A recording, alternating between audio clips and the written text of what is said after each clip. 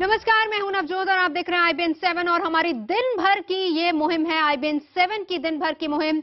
ए भाई जरा देख के चलो, आप किसी भी लाइसेंस बनवाने वाले ऑफिस में चले जाइए, आपको उसके बाहर दलालों की भीड़ नजर आएगी। और हम अपने इस आधे घंटे में बात इसी दलाली की, इसी भ्रष्टाचार की करेंगे। आखिर ट्रैफिक नियमों का पालन क्यों नहीं किया जाता, कहां कहां इसकी जड़ें हैं और किस वजह से नियमों का पालन लोग नहीं करते हैं, कारण क्या है, वजह क्या है। हमने अभी तक ट्रॉमा सेंटर्स की बात की है और आगे हम इसके तमाम पहलुओं पर भी चर्चा करेंगे।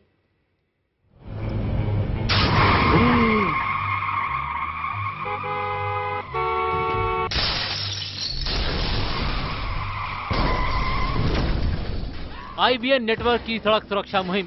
ए भाई जरा देख के चलो में अब देखेंगे सड़क हादसों का करप्शन कनेक्शन। सड़कों पर दम तोड़ती जिंदगी की एक बड़ी वजह है करप्शन। करप्शन होता है फर्जी लाइसेंस बनाने में, करप्शन होता है गाड़ियों की चेकिंग के दौरान, करप्शन होता है भारी गाड़ियों को परमिट देने में। अनगिनत हादसों में ये बात सामने आ चुकी है कि आरोपी फर्जी लाइसेंस पर गाड़ी चला रहा था।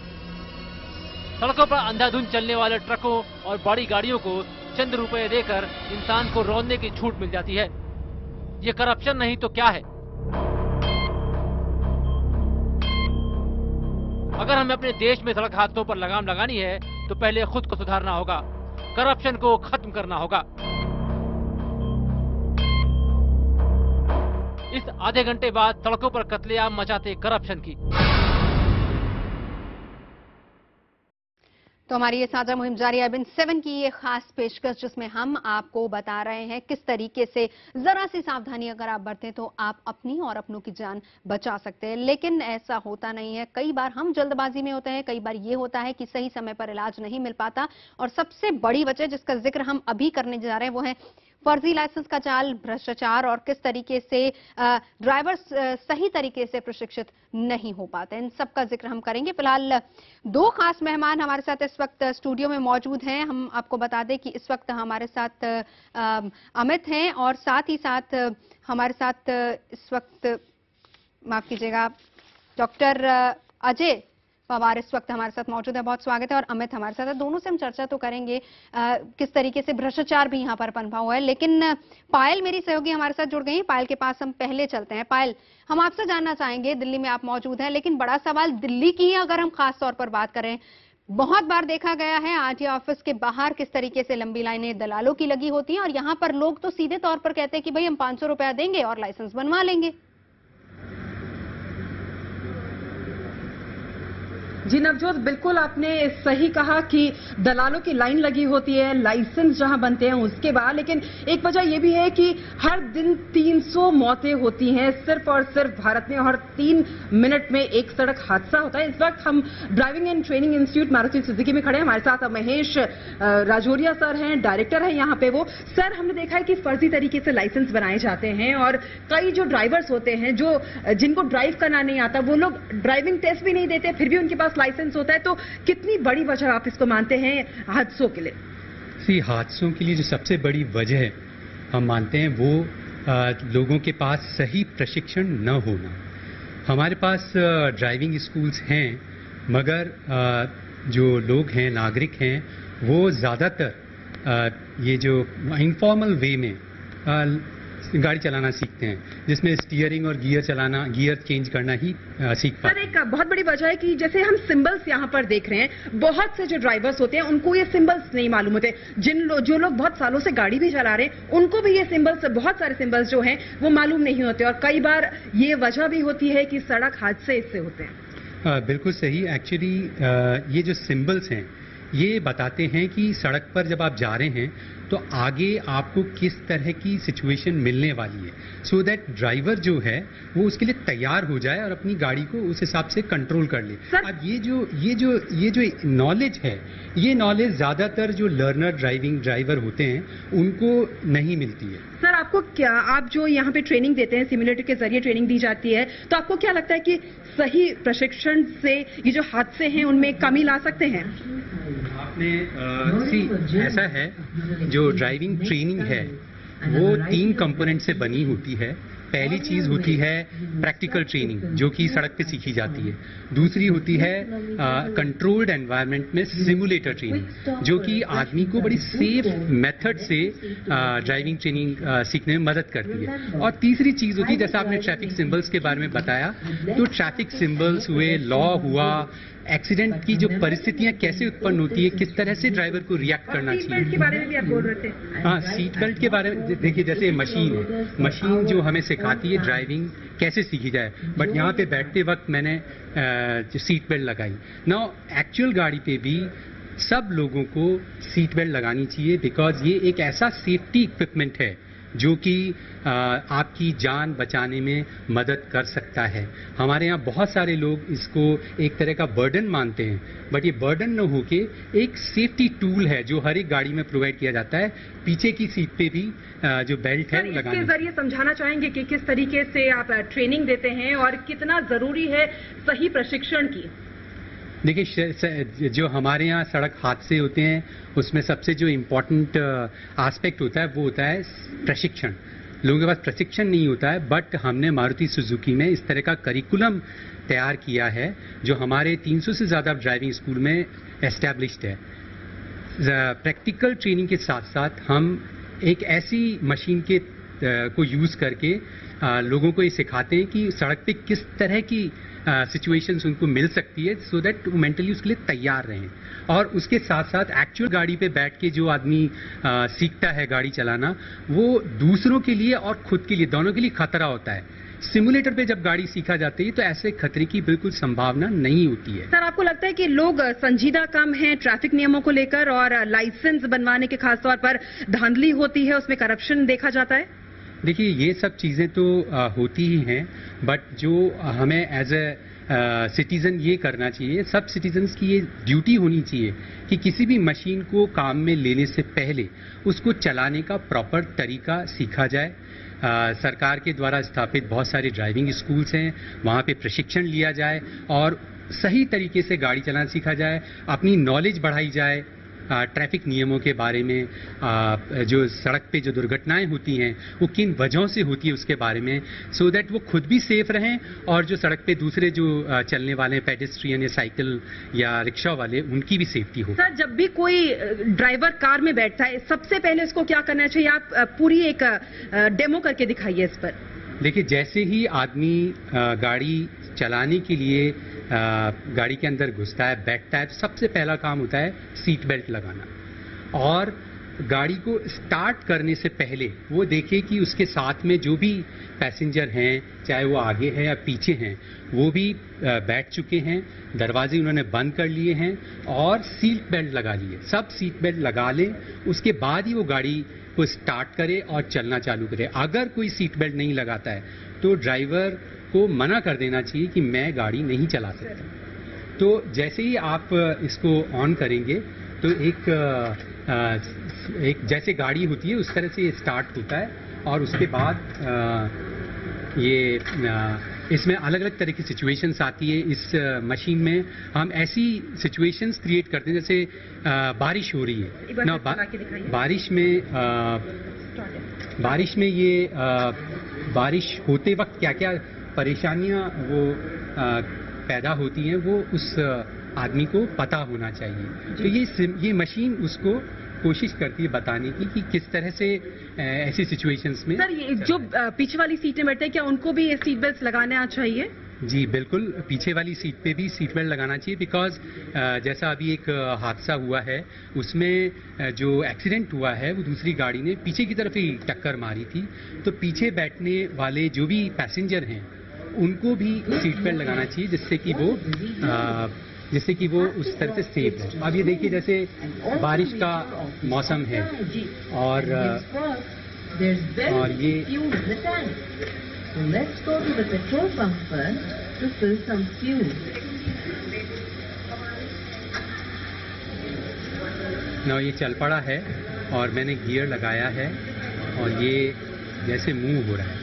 अब बारिश हो रही है तो मेरे को यहाँ पर वाइपर ऑन करना चाहिए, सामने गाड़ी के सामने बिल्कुल सामने की तरफ देखकर और चलानी चाहिए। तो ये पूरा जो सिमुलेशन का सिस्टम है, ये अच्छी तरह से आपको बताता है कि किस तरह से गाड़ी को सेफली चलाना चाहिए, कब गियर चेंज करना चाहिए, क्लच, ब्रेक, पैडल, एक्सीलरेटर को कैसे यूज करना चाहिए, सामने आने वाले व्हीकल के साथ कैसे ट्रीटमेंट करना चाहिए, वो सारी चीजें इस पे सिखाई जाती हैं। सर, आपको क्या लगता है कि इस सड़क पर प्रशिक्षण लेने से पहले ये सिमुलेटर में गाड़ी सीखने से कुछ ज्यादा फायदा होता है? बिल्कुल, बहुत ज्यादा फायदा होता है। इनफैक्ट जो लर्नर होता है, जो पहली बार गाड़ी चला रहा होता है, वो कभी भी कॉन्फिडेंट नहीं होता है इस बारे में कि वो गाड़ी को चला पाए।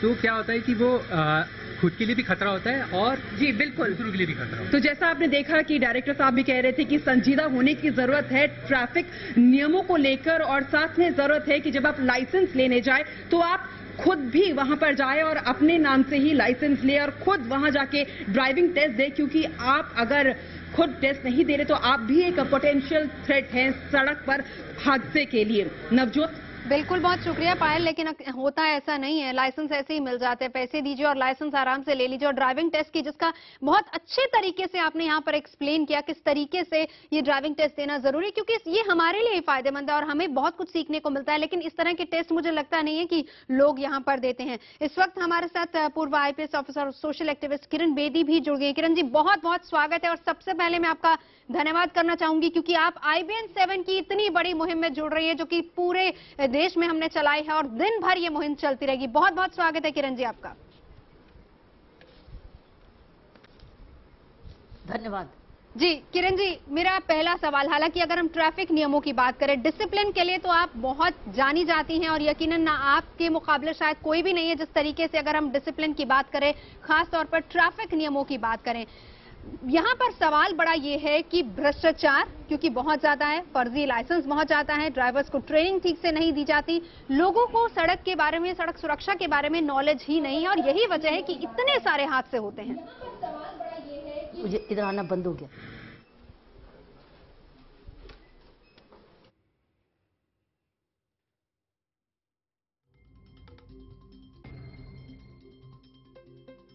किरण जी, मेरी आवाज आप सुन सकती हैं?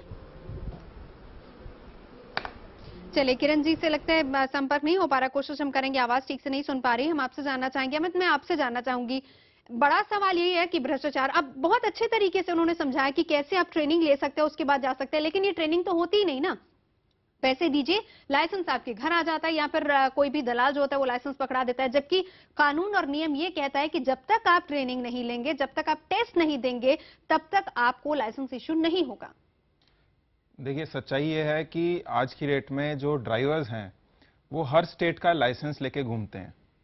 ये पॉसिबल क्यों है? क्योंकि आप सिर्फ पैसे दें और लाइसेंस बनवा लें।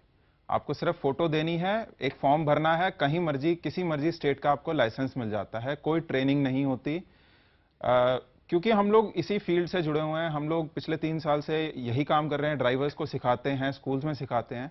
तो जब मैं ड्राइवर से बात करता हूं, जब मैं उनसे सिंपल सवाल पूछता हूं डिपर क्या है, उनको यही नहीं पता है कि डिपर होता क्या है गाड़ी में, उनको सिर्फ फुल बीम में चलानी है। तो ये छोटी छोटी चीजें जब ड्राइवर्स को पता ही नहीं है तो ऑब्वियस ही बात है कि वो एक्सीडेंट्स होंगे।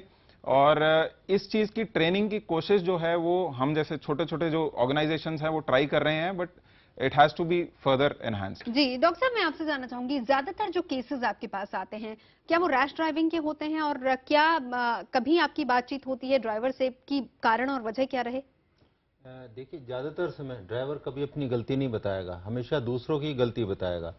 फिर भी रैश ड्राइविंग के केसेस तो होती हैं और ज्यादातर 2 व्हीलर्स होते हैं जी। 2 व्हीलर्स वाले, क्योंकि वो आप देखिएगा जैसे आप दिखा रहे हैं पिक्चर्स में, 2 व्हीलर्स वाले they are not following the traffic शायद रूल्स। इसीलिए क्योंकि 2 व्हीलर का लाइसेंस तो बहुत इजीली मिल जाता है अगर हम 4 व्हीलर के से कंपेयर वो करें। ज्यादातर तो शायद बिना लाइसेंस के ही होते हैं, बिना लाइसेंस के। और पुलिस वाले लाइसेंस चेक ये नहीं करते, चेक कम करते हैं, वो उनसे पैसा लेके उनको छोड़ देते हैं। तो एक सबसे बड़ा कारण 2 व्हीलर, उनके आप हेलमेट देखिएगा, अगर आप हेलमेट पहने तो 50% चांसेस आप हेड इंजरी से बच सकते हैं। बिल्कुल। हेलमेट की क्वालिटी बहुत खराब होती है जी। तो हेलमेट आगे वाला पहन लेगा, पीछे वाला छोड़ देगा, तो हेलमेट जो है कंपलसरी होना चाहिए दोनों। चलिए, किरण जी हमारे साथ जुड़ गई हैं। किरण जी, एक बार फिर से आपका स्वागत है। मेरी आवाज आप सुन सकती हैं, उम्मीद करते हैं।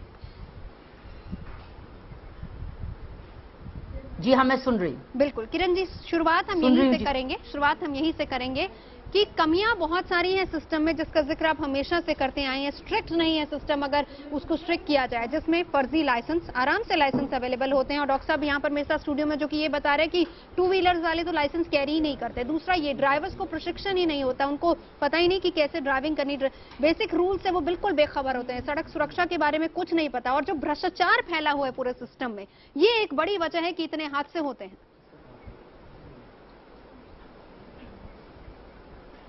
देखो, जब तक हम एक गाड़ी चलाने वाले को और आर्म्स लाइसेंस को एक जैसा नहीं समझेंगे, क्योंकि जब गाड़ी को चला रहा है fast, it's like a moving gun. एक मूविंग गन है, एक मूविंग पिस्टल है, क्योंकि अगर वो गलत चल गई तो किसी ना किसी की जान ले लेगा। इसीलिए अनलेस हम इसको इतना सीरियसली ना लें, इसको बहुत सीरियसली लें कि ये एक मूविंग गन है, जो ट्रक चल रहा है एक मूविंग गन है, को मार देगा अगर आपको ठोकर लग गई। चाहे वो स्कूटर है, क्योंकि स्पीड से जो आ रहा है वो आपको मार सकता है या आप उसको मार सकते हैं।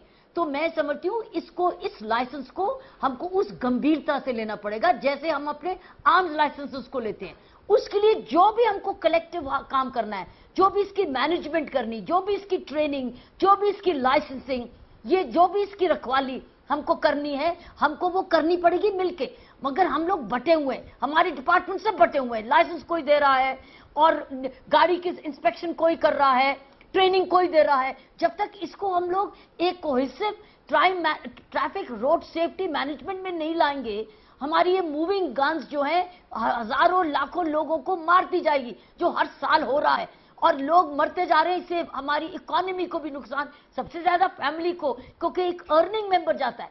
जब रोड ट्रैफिक एक्सीडेंट होता है, ज्यादा से ज्यादा अर्निंग मेंबर जाता है, तो उसके पीछे फैमिली सफर करती रहती है सारी उम्र, या वो इंजर्ड रह जाता है तो सारी उम्र उसको भुगतना पड़ता है। हमको जब तक इसको मूविंग गन नहीं समझेंगे, हम इसको सीरियसली नहीं लेंगे। उसके लिए हम अपनी जिम्मेवारी भी लें, ट्रेनिंग भी लें, लाइसेंस भी जिम्मेवारी हो, सिस्टम्स भी ठीक हो, कैमरास भी हो, एनफोर्समेंट भी हो, सजा भी हो, कानून भी हो। देखो कितने एरियाज हैं जो मैं आपको गिना रही हूं। जब तक इस अब की गवर्नमेंट ऑफ इंडिया सरकार स्टेट गवर्नमेंट्स को अपने साथ लेके इसको ओवरऑल सिस्टम को ठीक करे, और लेट नहीं कर सकते, क्योंकि हर आदमी जो मर रहा है उसकी फैमिली को नुकसान हो रहा है।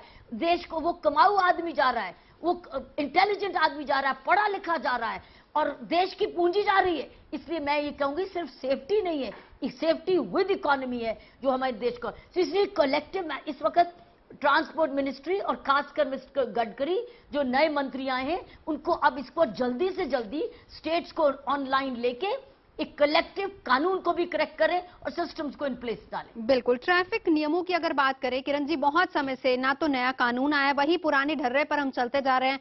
सड़कों पर वाहन बहुत ज्यादा हो गए हैं और सड़कें भी नई नई बन गई हैं, लेकिन कानून नहीं बदला है, ना ही उसमें कोई संशोधन किया गया है।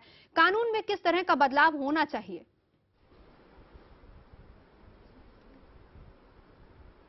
वो कानून को बहुत ओवरऑल की जरूरत है। कानून तो बहुत कमजोर है, और वो बेसिकली मोटर व्हीकल एक्ट है, वो रोड सेफ्टी नहीं है, वो रोड सेफ्टी को इनकम्प्रेस नहीं कर रहा है, और उसकी शिक्षा भी नहीं है। और इसकी शिक्षा भी हमको, कानून जब आता है लेकिन उसकी प्रिवेंशन शिक्षा नहीं है तो कानून का फायदा नहीं है। कानून हम सिर्फ पनिशिंग के लिए नहीं है, कानून प्रिवेंशन के लिए भी है। सो कानून मैंडेटरी होना चाहिए हमारे स्कूल्स में, और कानून की शिक्षा भी लाइसेंस से पहले उसको पास करना चाहिए। मैं तो ये समझती हूं कानून को, तो वो जो मैंने देखा है अखबारों में आ रहा है कि कानून की पनिशमेंट बहुत ज्यादा हो रही है, लाइसेंस सस्पेंशन की हो रही है, लाइसेंस कैंसलेशन की हो रही है। पनिशमेंट 100 रुपए फाइन नहीं चलेगा, अब हजारों की बात करना पड़ेगा, और कैमरे लाने पड़ेंगे ताकि करप्शन ना हो। ये हजारों का फाइन सरकार को जाए, ना कि पुलिस वाले की पॉकेट में जाए। तो इसका टेक्नोलॉजी सपोर्ट भी चाहिए ताकि जो ये फाइन है वो ईमानदारी से रोड सेफ्टी फंड में जाए, जो कि हमारे ये रोड सेफ्टी फंड होगा, जो रोड सेफ्टी फंड फिर ये प्रोजेक्ट्स को मैनेज कर सकती है। ऐसे दूसरे देशों में होता है, ये जो फाइन का पैसा है वो वापस रोड सेफ्टी फंड में जाता है। सो रोड सेफ्टी का पैसा रोड सेफ्टी में जा रहा है, जिसमें गवर्नमेंट की फंडिंग की इतनी प्रेशर नहीं पड़ता है। सो ये हमें ऐसे सोचना पड़ेगा। बिल्कुल किरण जी, आप हमारे साथ रहिए, क्योंकि सोचने की जरूरत है, समझने की जरूरत है, और हर क्षेत्र जिसके आप जिक्र कर रही हैं, चाहे वो लॉ हो, चाहे वो ट्रॉमा सेंटर्स हो, या फिर न्यू इक्विपमेंट्स की बात हो, हर क्षेत्र में चेंज भी लाने की जरूरत है। और कहां कहां किस चीज की कमी है, क्या होना चाहिए, इस पर हम चर्चा जारी रखेंगे। सड़क सुरक्षा पर IBN 7 की ये खास मुहिम है जो कि दिन भर चलती रहेगी। आप रहिए हमारे साथ। ए भाई जरा देख के चलो। इस ब्रेक के बाद फिर हाजिर होते हैं।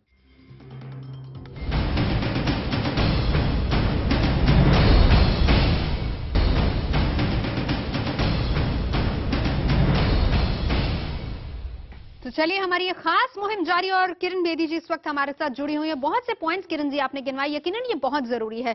हमने लॉ की बात की, लेकिन यहाँ पर हम ट्रॉमा सेंटर्स का भी जिक्र करना चाहेंगे, प्लस जो नए नए इक्विपमेंट्स हैं जो मुहैया कराए जाने चाहिए ट्रैफिक पुलिस को, और जो रोड्स पर होने चाहिए, चाहे वो कैमरास की बात हो या फिर न्यू डिवाइसेस की बात हो, जो कि अभी तक नहीं दिए गए हैं।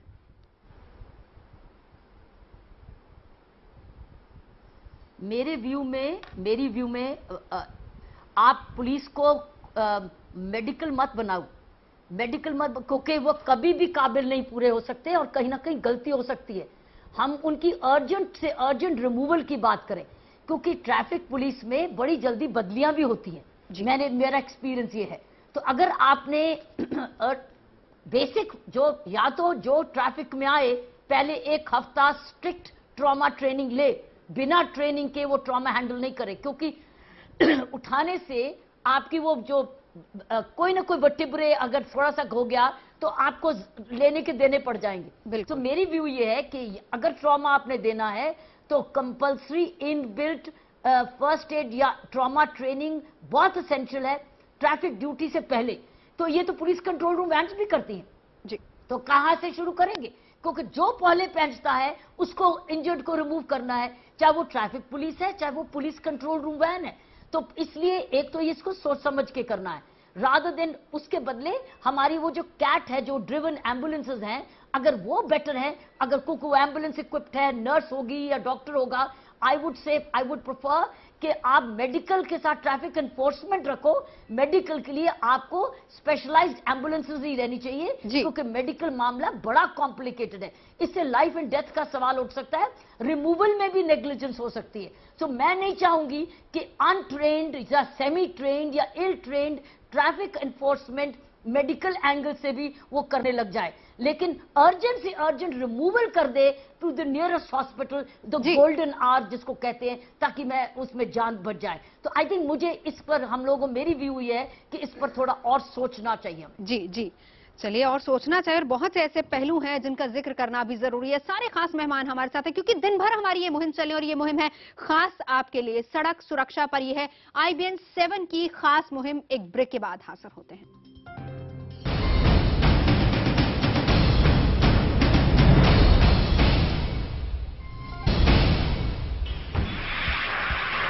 IBN नेटवर्क की सड़क सुरक्षा मुहिम। ये भाई जरा देख के चलो में अब देखेंगे देश की खस्ता हाल सड़कों का कड़वा सच, वो सच जो जानलेवा है, वो सच जिसे देखकर भी सरकार आंखें मूंदे रहती है, और वो सच है सड़कों पर बने ये गड्ढे, जिनमें गिरकर हर साल न जाने कितनी बेगुनाह अपनी जान गंवा देते हैं। हर साल सड़क हादसों में दम तोड़ देते हैं हजारों साइकिल सवार, फिर भी नहीं है कहीं साइकिल वालों के लिए अलग से ट्रैक। इस आधे घंटे देखिए आखिर कब तक गड्ढों में दम तोड़ती रहेगी जिंदगी।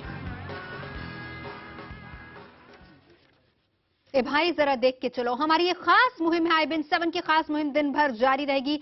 सड़क सुरक्षा को लेकर ये मुहिम है, और ये मुहिम है खास आपके लिए, ताकि आपको हम अवेयर कर सके और आपके अपनों की जान लापरवाही की वजह से ना जाए। खास मेहमान दो हमारे साथ स्टूडियो में मौजूद हैं। अमित अग्रवाल हैं, वॉलंटियर हैं रोड सेफ्टी, स्वागत है आपका। और डॉक्टर अजय पवार हमारे साथ हैं, ऑर्थोपेडिक सर्जन, आपका भी बहुत बहुत स्वागत है। और हमारे दो संवाददाता इस वक्त हमारे साथ जुड़ रहे हैं। दिनेश हमारे साथ मुंबई से मौजूद हैं, साथ ही साथ मनोज हमारे साथ भोपाल से मौजूद हैं। सबसे पहले मुंबई हम आपको लिए चलेंगे दिनेश के पास। जी दिनेश, IBN 7 की ये मुहिम वहां पर किस तरह का रंग ला रही है? देखिए, अब बड़े पैमाने पे जिस मुहिम चल रही है, कार्रवाई करना जो है शुरू हो चुका है। अभी भी हमारे साथ डीसीपी हैं प्रताप दिगावकर, उनसे बात करते हैं। किस तरह की कार्रवाई आपकी तरफ से की जा रही है जो ट्रैफिक ऑफेंडर्स है, नियमों को ताक पर रखते हैं? नहीं, ट्रैफिक के जो बुनियादी प्रिंसिपल्स है उसमें एनफोर्समेंट है, रोड इंजीनियरिंग है, इमरजेंसी मैनेजमेंट है और एजुकेशन है। जब तक ट्रैफिक पुलिस का सवाल आता है तब उसका कार्रवाई सर, आप लोग कार्रवाई क्या कर रहे हैं? नहीं, मैं वही पॉइंट पे आ रहा हूँ कि जो एनफोर्समेंट है, मोटर व्हीकल एक्ट का एनफोर्समेंट, और जो कोई बड़े पैमाने के ऊपर मोटर व्हीकल एक्ट का उल्लंघन करता है और सीरियस क्राइम कंडक्ट करता है, तो उसके ऊपर हम इंडियन पिनल कोड, भारतीय दंड संहिता से कार्रवाई करते हैं।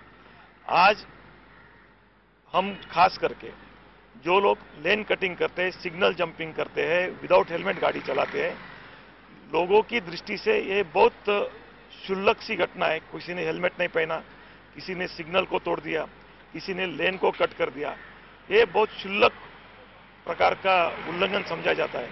लेकिन उसका जो क्यूमुलेटिव इफेक्ट है, उसका जो कैस्केडिंग इफेक्ट्स है, बहुत ज्यादा है। उसकी वजह से पूरा घर उद्ध्वस्त हो सकता है। तो इसके लिए हमने मुंबई ट्रैफिक पुलिस ने जो ट्रैफिक के माइनर ऑफेंसेस है उसके ऊपर हमने कार्रवाई करना चालू किया। लेकिन सर, एक बहुत बड़ा मसला ये है कि आप लोग काम का अवेयरनेस फैलाते, कार्रवाई करते, लेकिन लोगों में जो है डर नहीं आता, उनका एटीट्यूड बदलता नहीं, वो लगातार कानून तोड़ते रहते। ऐसा क्यों? वजह क्या इसके पीछे? उसकी वजह खास करके उसको दो रूपों में बांटा जाएगा।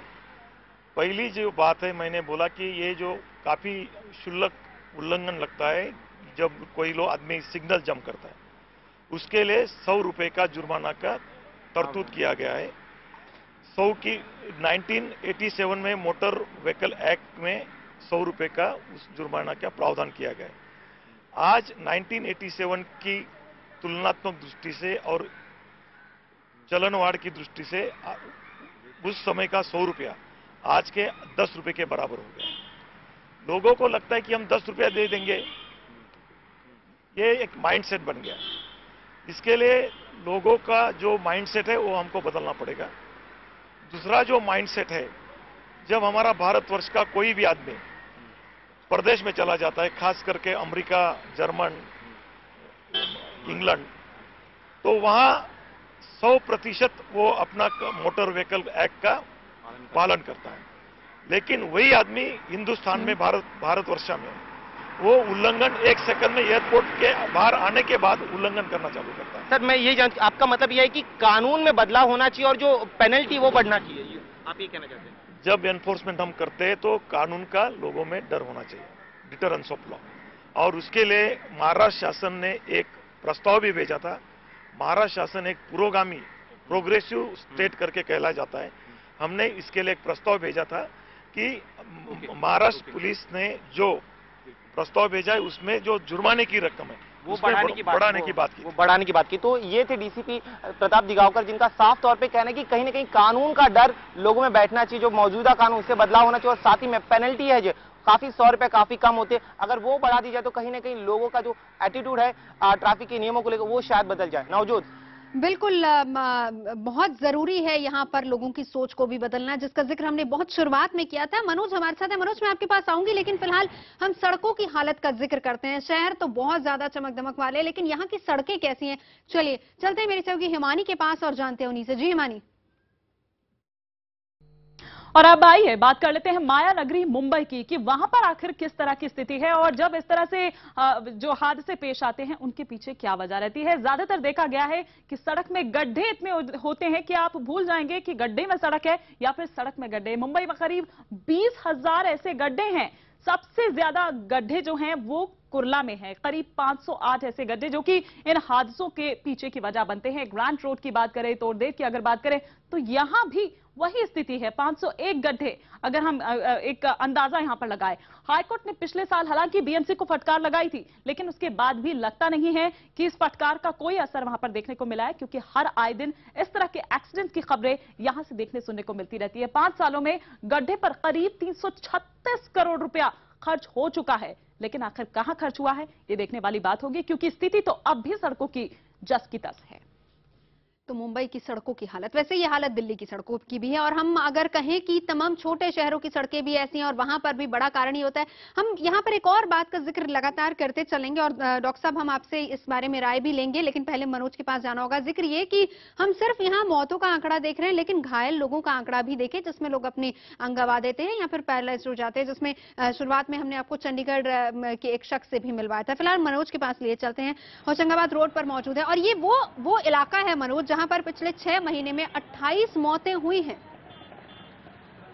वाकई नवजोत, मैं सबसे पहले दिखाना चाहूंगा आपको कि ये होशंगाबाद रोड है भोपाल की, और ये शुरुआत होती है भोपाल में। ये रेलवे का ओवरब्रिज बन रहा है और महीनों से ये गड्ढा खुदा पड़ा है। और देखिए आप, जो रेलिंग लगाई गई है वो कितनी वल्नरेबल है कि इन रेलिंग से कोई भी आकर अगर रफ्तार से आ रहा है तो कैसे रुक पाएगा, कैसे ये रेलिंग किसी को रोक पाएंगी। थोड़ा सा सामने जब आप देखेंगे तो ये ट्रकों की कतार, होशंगाबाद से जो तमाम रेत आती है वो ट्रकों की कतार यहाँ पर लगी होती है, जिसकी वजह से दिक्कत होती है।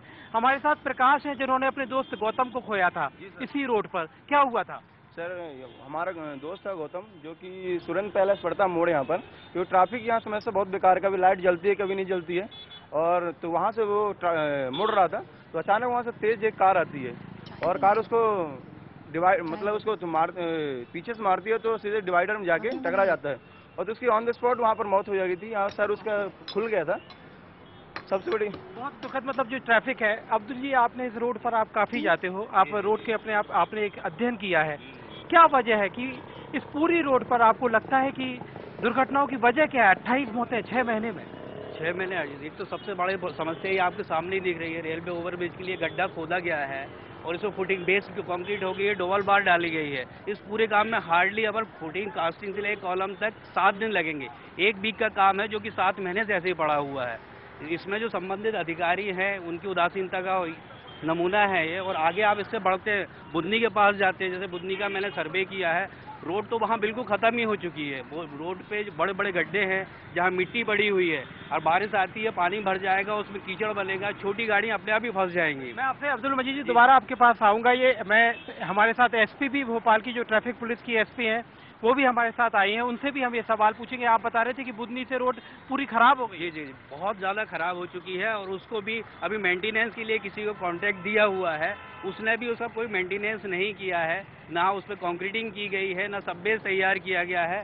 और इस बीच में अगर बारिश आती है तो इसमें बहुत ज़्यादा खतरनाक हो जाए, बहुत ज़्यादा दुर्घटनाएं होंगी।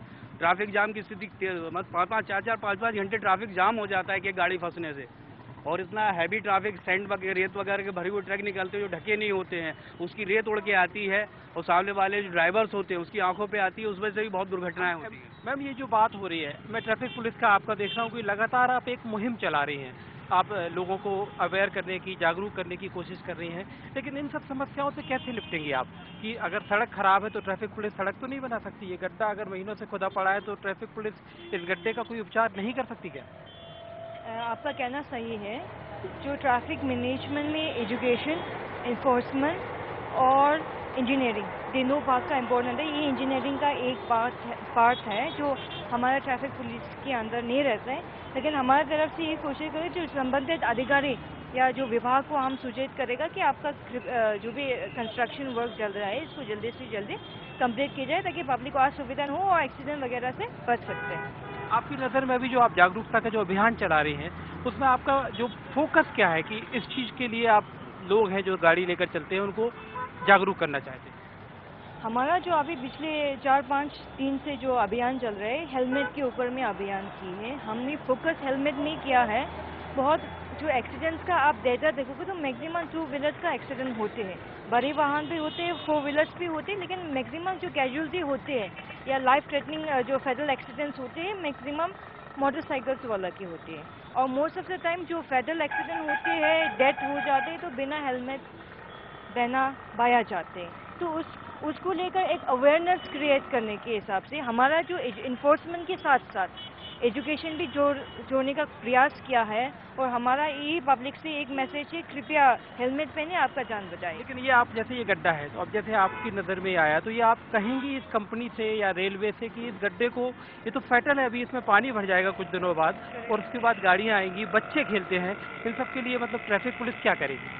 नहीं, हम इस विभाग को लिखेगा, हमारे तरफ से फ़ोन से भी चर्चा करेगा और लिखित में भी हम बताएंगे इसका कृपया जल्दी कंप्लीट हो जाए। फ्रॉम आवर एंड जो हम प्रेशर बन सकते हैं इतना तो हम कोशिश यहाँ के करेंगे। लोगों से मैं बात कर रहा था, वो एक शिकायत कर रहे थे कि डंपर ट्रक जो तमाम आते हैं उनमें कब अपर देना है कब डिपर देना है उनको नहीं पता, पीछे बैक लाइट नहीं है, कई लोग आके साइड में खड़े हैं और आके लोग भिड़ जाते हैं। इन सब के लिए भी कुछ इंतजाम आपकी तरफ से? करेक्ट, हमारे तरफ से अभियान ही चला सकते हैं हम इन्फोर्समेंट करके। इन्फोर्समेंट के मतलब जो चालान बनाना, लेकिन इसके ऊपर भी हमने पिछली बार भी जो टिपर और जो लो बीम इसमें भी कार्रवाई की है और हम ये जो खत्म हो गए कि एक ना कुछ अभियान तो हम चलो रहेगा। ये थी भोपाल की ट्रैफिक पुलिस की एसपी जो कह रही हैं कि जो सामने अगर ये गड्ढा दिख रहा है तो वो रेलवे को भी और साथ में जो कंस्ट्रक्शन कंपनी है दोनों को लेकर जल्दी से जल्दी अगर ये गड्ढा अभी फिलहाल काम पूरा नहीं होता है तो कम से कम एक अच्छी रेलिंग तो बनाई जा सके।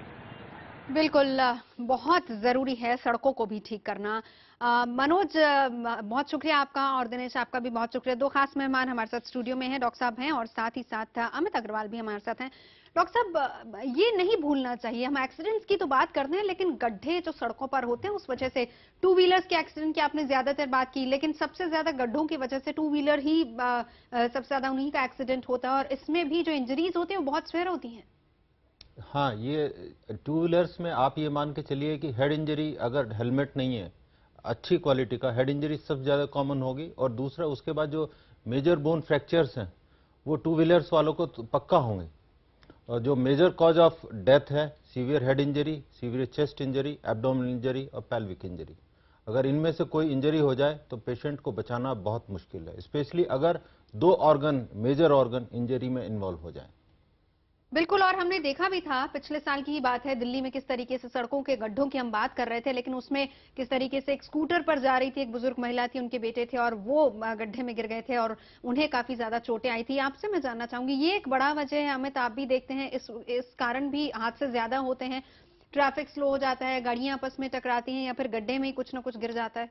देखिए, एक छोटा सा और एग्जाम्पल मैं दूंगा इसका, नोएडा का ही एक एग्जाम्पल है। सेक्टर 62 में एक ऐसा एरिया है जहां पे हम लोगों ने लगातार जो इस चीज को देखते हैं, नोएडा अथॉरिटी है, उनको लिखा कि एक सड़क जो है वो काफी टाइम से नहीं बनी है, उस वजह से लोगों ने रॉन्ग साइड जाना शुरू कर दिया है, जिसकी वजह से एक्सीडेंट्स होने शुरू हुए। तो जब रोड नहीं बनी हुई है, लोग ट्राई करते हैं रॉन्ग साइड से जाना, ये एक एक्सीडेंट की वजह बनता है। दूसरा, अब गड्ढे हैं तो जिसका जिक्र आप कर रहे हैं 62 का, ये मेरे ख्याल पिछले 1.5-2 साल से ऐसे ही चलता है। ये ऐसे ही चल रहा है। पिछले 3 साल से हम लोगों ने जब ट्राई किया, 2011 में वी स्टार्टेड ऑफ, तब से हम लोग कोशिश कर रहे थे कि वो सड़क बन जाए। उसके आसपास की सारी सड़क बन रही थी, लेकिन वो सड़क छोड़ दी गई थी और उसकी वजह से 99% व्हीकल्स रॉन्ग साइड जाते थे, जिसकी वजह से एक्सीडेंट्स होते थे। हम लोगों ने खुद खड़े होकर ट्रैफिक पुलिस के साथ वहां पे चालान कराए हैं, लोगों को समझाया है। बॉर्डर एरियाज का जिक्र हम अमित यहाँ पर करते चले साथ ही साथ, क्योंकि जो बॉर्डर एरिया की सड़कें होती हैं उसमें तो इसी में हर कोई उलझा रहता है कि ये हमारे एरिया में आती है या फिर ये दूसरे एरिया में आती है। बिल्कुल। कौशाम्बी बॉर्डर एक अच्छा एग्जाम्पल है इसका। जी, तो वहां पे यही होता है कि वो एरिया नेग्लेक्ट हो जाता है, क्योंकि पता ही नहीं है कि वो किस एरिया में आता है और उसको कौन मेंटेन करेगा या कौन बनाएगा। तो ये एक बड़ा एरिया है जहां पे एक्सीडेंट्स होते हैं। साथ ही साथ अगर हम पर्टिकुलर कार की बात करें, कार कंपनियों की बात करें, आजकल बहुत सारे हादसे, डॉक्टर साहब आपसे भी जानना चाहूंगी, इस वजह से भी हो रहे हैं क्योंकि गाड़ी में अचानक से आग लग जाती है। हाँ, आग लग जाती है, उसका तो एक डिफरेंट इशू, पर कार जैसे आपने कहा डिफरेंट कंपनी का, जैसे जो छोटी कारें हैं उसमें सेफ्टी मेजर्स कम है, तो कार खरीदते समय ये जरूर ध्यान रखें कि सेफ्टी मेजर्स प्रॉपर हों, सीट बेल्ट प्रॉपर हो, उसमें जो एयर बैग है वो हो और उसकी बॉडी मजबूत हो। ऐसा ना हो कि आप छोटे से किसी टू व्हीलर से टकराएं और गाड़ी के अंदर आप बैठे इंजर्ड हो जाएं। तो सेफ्टी मेजर्स गाड़ी के खरीदते समय ध्यान रखें। अमित, एक छोटी सी चीज जो हम कर सकते हैं, गाड़ी में फायर एक्सटिंग्विशर रख सकते हैं, ये एक सेफ्टी मेजर है। सीट बेल्ट तो सभी अवॉइड ही करते हैं, जैसे ही दिल्ली से नोएडा घुसे सीट बेल्ट बाहर। एक और तरीका जो सीट बेल्ट लगाने का बहुत कॉमन हो गया है ड्राइवर्स के लिए, सीट बेल्ट हमेशा सीट के साथ बंधी रहती है, जैसे ही रेड लाइट दिखी या कोई पुलिस वाला दिखा तो सीट बेल्ट ऊपर से ऐसे आ जाती है, विच इज नॉट सेफ। तो छोटी छोटी बातें हैं। सेफ्टी मेजर की बात करें, ऑब्वियसली जो छोटी गाड़ियां हैं उसमें सेफ्टी मेजर्स नहीं होते हैं, कभी गाड़ी चेक नहीं होती है, सर्विस नहीं कराते हैं हम गाड़ी की, तो कहीं छोटे लोकल मैकेनिक से कहीं से हमने वायरिंग छेड़ ली तो स्पार्किंग का जो है वो एक बन जाता है कारण। तो ये कारण है कि गाड़ी में आजकल आग ज्यादा लग रही है। ऑब्वियसली एक दूसरा रीजन है, गर्मी बहुत ज्यादा है, हम मेंटेन नहीं रखेंगे गाड़ी को, एसी मेंटेन नहीं रखेंगे तो आग लग सकती है। बिल्कुल, गड्ढों की बात का जिक्र हमने किया और हमारे संवाददाता भी हमें बता रहे थे किस तरीके से सड़कों की खराब और खस्ता हालत की वजह से एक्सीडेंट्स बहुत ज्यादा होते हैं। और डॉक्टर साहब, आपने ये बताया था कि जो ज्यादातर पेशेंट्स आपके पास आते हैं सड़क दुर्घटना के, उसमें 2 व्हीलर्स वाले ज्यादा होते हैं, लेकिन साथ ही साथ हम उनका भी जिक्र करते चलें जो लोग साइकिल पे चलते हैं, क्योंकि सबसे ज्यादा खतरा उनको भी होता है। यस, आपने ठीक कहा कि साइकिल पे चलने वालों के साथ कोई भी उनको टक्कर मारेगा, उनके ऊपर इम्पैक्ट ज्यादा पड़ेगा, क्योंकि उनको टक्कर मारने वाले आइदर 4 व्हीलर्स वाले ज्यादा होते हैं और बड़े ट्रक वगैरह इस तरह की चीज। उनको तो टक्कर मारा, सड़क पे छोड़ा और चले गए, उनको तो आप देखिए कोई उठाने वाला भी नहीं होगा, कोई पुलिस वाला आएगा उठा के लेके जाएगा। यूजुअली उनको मैसिव इंजरीज होती हैं और वो सरवाइव नहीं करते। वैसे इंसिडेंट्स जो है ये देखा गया है, जो मैसिव इंजरीज वाले ऑलमोस्ट डेथ से 4 गुना होते हैं। तो उस चीज को, जैसे आपने बताया करीब 1.5 लाख लोग मरते हैं, तो उसके 4 गुना ज्यादा से वो इंजर्ड होते हैं जो जिनको मैसिव इंजरी है, और शायद ये आंकड़ा इससे भी ज्यादा हो। बिल्कुल, तो सड़कें क्योंकि खराब है, गड्ढे भरे नहीं जाते, ये भी एक बड़ा कारण होता है कि एक्सीडेंट्स काफी ज्यादा होते हैं। और दिल्ली हमारी इससे अछूती नहीं। चलते हैं हिमानी के पास और दिल्ली का हाल देखते हैं। और देश की राजधानी दिल्ली की अगर हम बात करें तो ऐसा नहीं है कि दिल्ली की सड़कें बड़ी चमचमाती हुई आपको मिलेगी। कई जगह ऐसे भी है दिल्ली में जहां पर आपको खूब सारे गड्ढे देखने को मिल जाएंगे। ये जानलेवा गड्ढे, जी हां, ये गड्ढे ले लेते हैं आपकी जान। दिल्ली में कुल 24,000 किलोमीटर लंबी लंबी सड़कें आपको देखने को मिल जाएगी। हर साल मॉनसून के बाद जो है वो जो गड्ढे हैं वो यहां पर बनते रहते हैं। कई पर हम देखते हैं कि पानी चूंकि जमा हो जाता है, बारिश के बाद जो वाटर लॉगिंग देखने को मिलती है, उसके बाद कई जगहों पर सड़क धंस जाती है। सड़कों पर रिसर्च से आखिर क्या फायदा है, ये एक यहां पर देखने वाली बात होगी। सड़कों पर कई तरह की जो रिसर्च है वो की जाती है, लेकिन उसके बावजूद आखिर क्यों ये जो लूप होल्स हैं ये देखने को मिलते हैं, ये सोचने वाली बात है, क्योंकि इस तरह के गड्ढे जानलेवा साबित होते हैं। वहीं अब हम आइए बात कर लेते हैं यहां पर बेंगलुरु की, क्योंकि अगर बेंगलुरु की सड़कों की अगर हम बात करें तो यहां भी हाल कोई बहुत अच्छा नहीं है। पिछले साल सड़क सुधारने पर यहां पर 10 करोड़ का बजट पास हुआ, लेकिन उसके बावजूद आखिर क्या कुछ हुआ, क्योंकि यहां की सड़कों की अगर हालत देखें तो वैसे ही है सड़क। यहां पर आप देखेंगे कि यहां भी गड्ढों के चलते शहर में ट्रैफिक जाम की समस्या है और इससे फिर और कई तरह की समस्या आ जाती है। कई जगहों पर गड्ढे वहां पर ढके हुए नहीं है या कोई काम चल रहा है तो उसे ढका नहीं गया, और यही कारण है कि चूंकि जो चला रहा है गाड़ी या जो भी चला रहा है वाहन, उसे नहीं पता होता कि आगे क्या है और वो गड्ढे जानलेवा साबित होते हैं। तो देखा आपने दिल्ली की सड़कों का हाल कैसा और गड्ढों की वजह से किस तरीके से हादसे होते हैं। और जैसे जैसे दिल्ली की अगर बात करें तो रात गहराने लगती है, सड़कों पर गाड़ियां लहराने लगती हैं और फिर उसके बाद होते हैं जानलेवा हादसे। और इसकी बड़ी वजह नशे में धुत ड्राइवर्स होते हैं। दिल्ली पुलिस ने रात में तेज रफ्तार में और शराब पीकर गाड़ी चलाने वालों के खिलाफ अभियान छेड़ रखा है। जायजा लिया हमारे संवाददाता शुभजीत ने। इस वक्त रात की 12 बज चुके हैं और हम लोग कनॉट प्लेस में हैं। हम लोग पिछले 2-2.5 घंटे से रोड पे घूम रहे हैं और शराब पी के गाड़ी चलाने वालों की रोकने के लिए किस तरह का काम किया जा रहा है वही हम लोग आज रोड पर चेक कर रहे हैं। हालांकि देखा जाए तो गोपीनाथ मुंडे जी का निधन हुए 1 हफ्ता भी नहीं हुआ, अभी हम देख सकते हैं कि इस तरह के बस कुछ ही जगहों पे ट्रैफिक चेक पॉइंट्स लगे हुए हैं। इनके अलावा शराब पी के गाड़ी चलाने वालों को रोकने के लिए कोई खास कार्यक्रम नहीं है। जबकि आज शुक्रवार की रात है, शुक्रवार की रातों को माना जाता है कि ड्रंक एंड ड्राइविंग की केसेस में ज़्यादा बढ़ोतरी होती है। ऐसे मानते हुए जनरली चेक पॉइंट्स जो रहती है वो शुक्रवार की रातों में ज़्यादा रहती है। हमें बताया भी ऐसा गया था ट्रैफिक पुलिस वालों से कि आज चेक पॉइंट्स रहेगी, हर जगह में घूमेंगे, बाइक के स्टैटिक बाइक हर तरह के स्क्वाड्स घूमते रहेंगे, मगर ऐसा हमें देखने को नहीं मिला। भले बाइक पे काफ़ी सारे ट्रैफिक पुलिस इधर उधर जाते हमें नज़र ज़रूर आए, मगर अभी अगर देखें तो इस तरह के जो बैरिकेड्स लगे हुए हैं इसके अलावा और किसी भी तरह का चेक हमें देखने को नहीं मिला। 500 से ज़्यादा लोग इस साल अभी तक ट्रैफिक एक्सीडेंट्स में मर चुके हैं और एक्सपर्ट्स का ये मानना है कि ये 2 ही कारणों से हुआ है मेनली। एक ये कि ज़्यादा तेज़ गाड़ी चलाना और दूसरा ये कि शराब पी के गाड़ी चलाना। एक्सपर्ट्स का ये भी मानना है कि जो ज़्यादा तेज़ गाड़ी चलाते हैं अधिकतर वो रात के टाइम पे होती है जब लोग शराब के नशे में होते हैं। इसको देखते हुए भी दिल्ली के रास्तों में शराब की टेस्ट नहीं हो रही है, ये एक सच्चाई है दिल्ली के रास्तों के लिए। और पुलिस को आगे आना चाहिए और ज़्यादा से ज़्यादा चेक पोस्ट लगानी चाहिए, टेस्ट करनी चाहिए, जो अभी हमें होते दिख नहीं रहा है। राजेंद्र के साथ कनॉट प्लेस में मैं Shubhajit Sengupta. Drunk and driving मुहिम और मुंबई पुलिस ने भी इसी तरह की मुहिम चला रखी है। जायजा लिया हमारे संवाददाता अनुराग शाह ने। सड़क हादसे में होने वाली ज्यादातर दुर्घटनाएं रात में भी होती है। केंद्रीय मंत्री गोपीनाथ मुंडे की सड़क हादसे में मौत के बाद अब रात में भी पुलिस काफी चुस्त हो गई है। हमारे साथ है मुंबई ट्रैफिक पुलिस के बांद्रा डिवीजन के सीनियर इंस्पेक्टर प्रदीप चौहान जी। सर, ये रात में होने वाली दुर्घटनाओं को रोकने के लिए आप क्या कदम उठा रहे हैं? अभी रात को जो स्पेशली जो एक्सीडेंट होते हैं उसमें काफ़ी वजह है। जैसे कि उसमें से जो मेन रीज़न है that is the drunken drive, उसके बाद है jumping signal, over speeding, rash driving, और कुछ जो हेवी व्हीकल्स है specially they are not using tail lamp. तो टेल लैम्प यूज़ नहीं करने से कभी कभी जो पीछे से जो व्हीकल्स आते हैं तो वो आगे वाली बड़ी व्हीकल्स को डैश करके तो सीरियस एक्सीडेंट होने की भी संभावना ज़्यादा रहती है। So these are the main reasons which occur night accidents, accident during night hours. आते हैं जो ड्रिंक एंड ड्राइव करते हैं तो उनको पकड़ने के लिए आपके पास क्या तरीका है, उससे किस तरह से आप पता करते हैं? हमारे पास ब्रीथ अल्कोहल एनालाइजर है।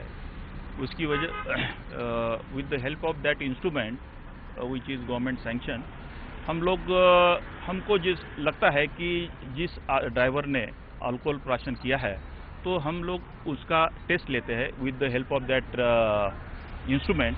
अगर समझो पॉजिटिव आया है then we prosecute to the local politician. Drink and drive के बाद होने वाली दुर्घटनाओं को रोकने के लिए अब ट्रैफिक पुलिस इस ब्रीथ अल्कोहल एनालाइजर का इस्तेमाल कर रही है। इस मशीन के जरिए ये पता लगाया जा सकता है कि गाड़ी चलाने वाले ने शराब का सेवन किया है या नहीं।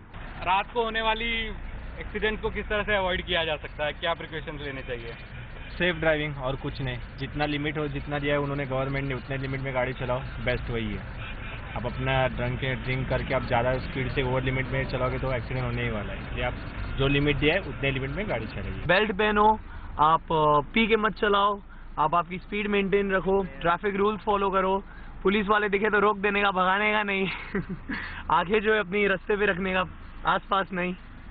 बस ये सब करेंगे तो लंबा जिएगे तुम आराम से। कहा जाता है मुसाफिर अपनी जोखिम पर सफर करे, लेकिन कई बार गलती हमारी नहीं सामने वाले की होती है। इसलिए अपने अलावा दूसरे की जिंदगी का भी ध्यान रखें, क्योंकि हर किसी के घर पे कोई इंतजार कर रहा है। बहुत अच्छी बात कही कि अपनी जिंदगी का ख्याल तो रख रहे हैं, लेकिन साथ ही साथ दूसरे की जिंदगी का ख्याल रखते ही एक्सीलेटर पर पैर दबाएं। एक छोटे से ब्रेक के लिए रुकेंगे। हमारी ये खास पेशकश जारी रहेगी इस ब्रेक के बाद।